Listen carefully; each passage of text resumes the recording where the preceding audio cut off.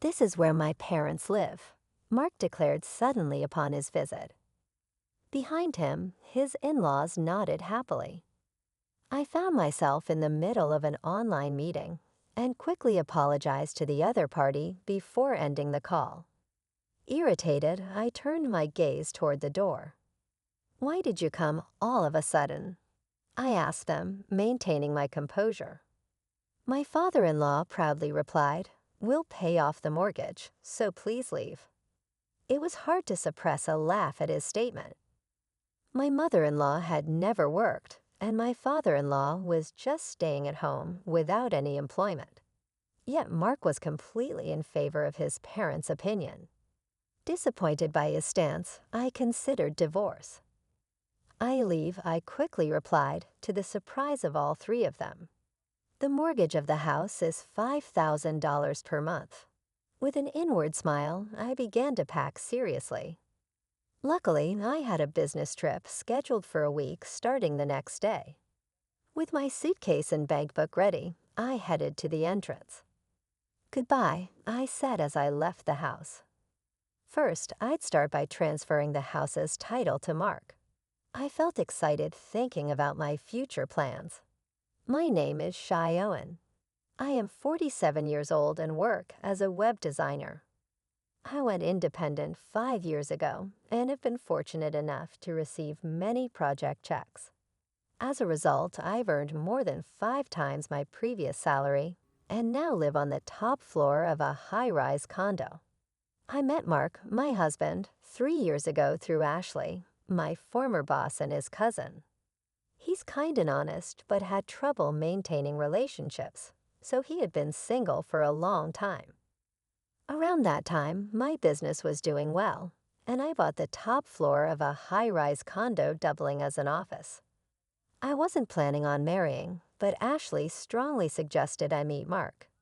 When I met him, he was very gentle and attractive looking, much younger than his actual age. We started dating and got engaged within 6 months. My parents had already passed away, and my only relative was my brother. So my brother and his wife also attended the family meeting from Mark's side. His parents and cousin Ashley came. The meeting went smoothly overall. However, my sister-in-law's comment, "This seems stiff," left me puzzled. I never imagined her words would become a reality. After marrying, Mark moved into my house, and we started our life together. His workplace was harsh, requiring him to leave early in the morning and return home past midnight. Despite this, his salary was only a quarter of mine. I suggested to Mark, who was exhausted, and went to sleep immediately every day. "It's bad for your health. Why don't you look for another job?" However, he reprimanded me with a face full of anger. "Are you saying I should quit my job? Are you looking down on me because I am less?" I was surprised by Mark's strong reaction, as we had never argued before. Feeling uncomfortable about unintentionally disrespecting his job, I decided to apologize sincerely. "I'm sorry, I didn't mean it that way. I'm just worried about your health." Mark quickly calmed down and apologized. Our first argument ended swiftly. However, it became difficult to suggest a job change afterward. Mark's return time got even later, and he eventually spent half the week at the office. While I was concerned about his health, he seemed to enjoy his job, so I decided to support him as much as I could, creating a relaxing environment whenever he returned home. "Hey, about my dad's medical expenses, could we increase the remittance a bit?" Mark suggested this when his mother was in the hospital with back pain. Sighing inwardly at his request in his father's hospital room, I didn't hesitate to help my in-laws, as I had no parents of my own. Our household depended on my income, with Mark contributing a part of his salary to his parents. His salary wasn't low for a man in his 40s, but the exact amount he kept for himself was unclear. However, it was evident he was providing enough for his parents not to struggle. I couldn't agree when he insisted on increasing the remittance because it was possible only due to my income. Yet it was hard to refuse in front of his parents. "Mark, you're really kind. Thank you so much. It's a big help," they said, looking at me and Mark. Under their pressure, I reluctantly agreed to increase the remittance. Afterward, my in-laws started demanding money for various reasons, not just the remittance. I wanted to refuse, but they knew I would say no, so they approached Mark instead. Especially weak to his mother's requests, Mark often decided to increase the remittance whenever she asked. On the day his father returned from the hospital, after sending my in-laws off in a taxi, Mark and I returned home only to find, surprisingly, that his parents, who were supposed to have gone home, were waiting outside our house. It's tough for Dad to climb our stairs, so I thought we'd take care of him here until his back is fully healed. "What? You can't just spring that on me." My surprised reaction made my mother-in-law frown. My father-in-law stood in front of the door as if to say, "Let us in quickly." "Mark, that's okay, right?" Mark replied, and I stared at him in shock. He avoided my gaze. From his reaction, as I observed the situation, it became apparent that Mark and his parents had likely already discussed their plans. "Fine, you can stay here until you're fully recovered." I reluctantly relented, ushering my in-laws inside. They surveyed the house and settled onto the living room sofa. "Look at this place, so nice."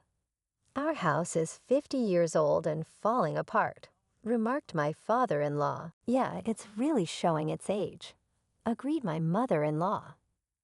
Mark nodded along, indicating their intention to stay for an extended period. Admittedly, since I had been providing financial support, having them here might ease the burden. However, financial considerations aside, it didn't mean I welcomed the idea of cohabiting. Renovating old houses is trendy these days. "How about considering that, Mark?" I suggested. "Yeah, maybe," Mark replied weakly. 2 years into our marriage, despite being in the supposed honeymoon phase, Mark and I hardly spent time together. We hadn't even gone on a honeymoon. This place served as both my home and office. It was manageable when Mark was out for work, but with my in-laws around all day, it complicated things. If we were to live together, I'd rather move into their house and reserve this place solely as an office. Thanks to my initial resistance, the topic of cohabitation wasn't brought up again by my in-laws. However, even months after my father-in-law's discharge from the hospital, my mother-in-law showed no sign of taking him back. Their belongings started to overflow from the guest room into the living room. "Mark, your dad seems perfectly healthy now. He even went bowling today. Maybe it's time for them to go home," I suggested. "What are you saying? Sending my dad back with his bad back is cruel. What if it gets worse?" Mark raised his voice, leaving me silent. It seemed that Mark believed raising his voice would compel compliance. He frequently asserted his opinions loudly, and opposing him often resulted in my mother-in-law siding with him, putting me at a disadvantage. This dynamic persisted for 2 years. During this time, I took care of all the housework, while my in-laws frequently went out to enjoy themselves. Despite my father-in-law's back being fully healed, there were no signs of them returning home. "Sorry, I have a meeting at 1:00 p.m. today, so I'll eat lunch in my room." "Okay," I informed them as I placed lunch on the table. "Understood, but leave the dishes for later," my mother-in-law replied. Without looking up as the clock struck 1:00 p.m., my online meeting commenced. However, about 10 minutes in, the door burst open and Mark declared, "This is where me and my parents live." My in-laws nodded behind him. I swiftly apologized to the meeting participants and ended the call, inwardly frustrated. "I told you I had a meeting at 1:00 p.m. I grumbled as I headed towards the door. "Why are you doing this all of a sudden?" I asked calmly, only to be met with my father-in-law's smug reply. "We'll pay the mortgage so you can leave." Suppressing a laugh at his audacity, I simply replied, "All right, I'll leave," surprising all three of them. With the mortgage at $5,000 per month, I couldn't help but smile inwardly at the prospect of moving forward with my plans. I approached the task with a solemn expression, aware of the serious decision I was making. Fortunately, a week-long business trip awaited me starting the next day. Armed with a meticulously packed suitcase and my bankbook, I headed for the exit. "Goodbye," I uttered, bidding farewell to the home that had become a source of contention. The first order of business was transferring the house title to Mark. Brimming with excitement about the impending changes, I checked into a hotel and promptly contacted a real estate agent to initiate the house transfer encompassing the mortgage. The success of the transfer rested on Mark's ability to handle the mortgage. If he couldn't manage it, the options were a lump sum payment or selling the house. Accepting this reality, I directed the agent to find me a new home and office. My work could be conducted remotely, but a dedicated office space was crucial for calm client discussions. The agent identified a suitable location approximately 40 minutes from my previous residence, complete with top-notch security. After a visit and quick decision, I bought the luxurious apartment, considering it a well-deserved reward for my efforts. In the interim period before the move, I stayed in temporary accommodation. Once all the necessary documents were prepared, I delegated the packing and moving process to a professional moving company. During the move, my in-laws and Mark assisted while exchanging unpleasant remarks about me.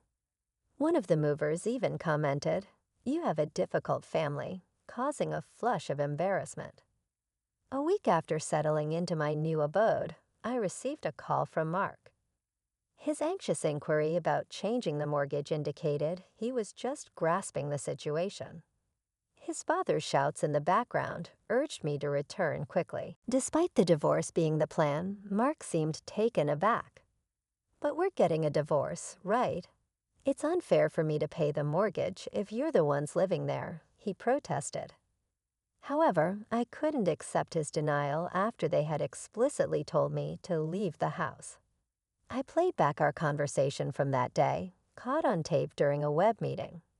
Mark was startled by my explanation, having forgotten about my practice of recording meetings for documentation purposes. Undeterred, I informed him about the impending mortgage repayments, subject to a credit check. Mark, seemingly unaware of the details, asked about the monthly amount, leading to my laughter. Despite my prior disclosures and document presentations, Mark seemed oblivious to the $5,000 monthly mortgage. Stunned, he remained speechless, prompting his mother to intervene. She questioned the amount and perceived it to assert that Mark's salary could handle it. Unbeknownst to his parents, Mark hadn't disclosed his actual salary, allowing his mother to confidently declare that they wouldn't assist me any longer. In response, I burst into laughter, provoking her anger. Undeterred, I revealed the actual mortgage amount, $4,000. "What? The mortgage is Mark's monthly salary? That's absurd." My words left her shocked and frozen for a moment, but then she burst into laughter. "That's impossible. Mark has been sending us $4,000 every month.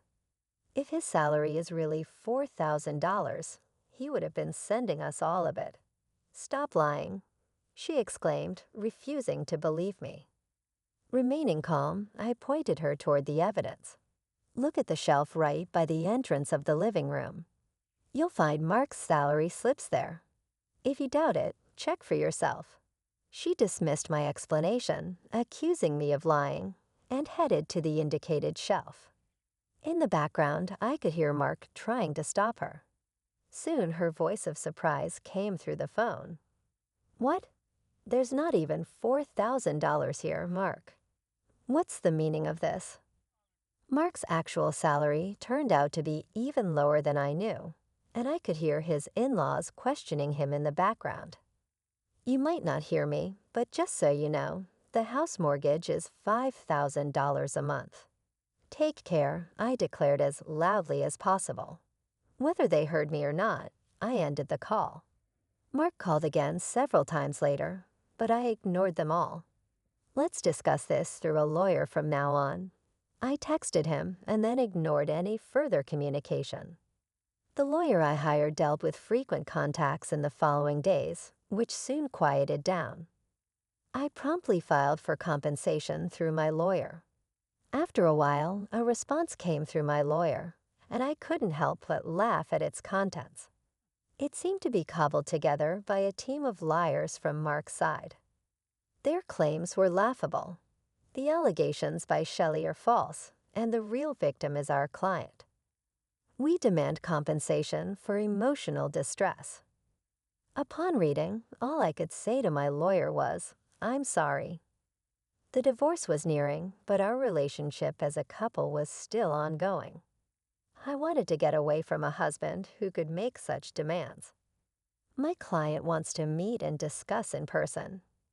It seems Mark doesn't know about this, my lawyer said, handing me a letter.